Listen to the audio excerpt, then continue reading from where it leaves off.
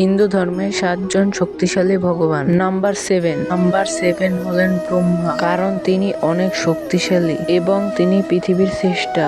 Number 6 হলেন গণেশ, তাকে সব দেব দেবতার আগে পূজা করা হয়। নাম্বার 5 হলেন হনুমান, আর হনুমান যে কতটা শক্তিশালী সেটা আমার বলার দরকার নেই, আপনারা অবশ্যই জানেন যে হনুমান কতটা শক্তিশালী। নাম্বার 4 মহাদেব, ভগবান শিবের নেই কোনো আদি, নেই কোনো অন্ত, তার শক্তি অপরিসীম। নাম্বার 3 হলেন শ্রীরাম, কারণ শ্রীরাম রাবণের মতো অসুরকে বধ করে।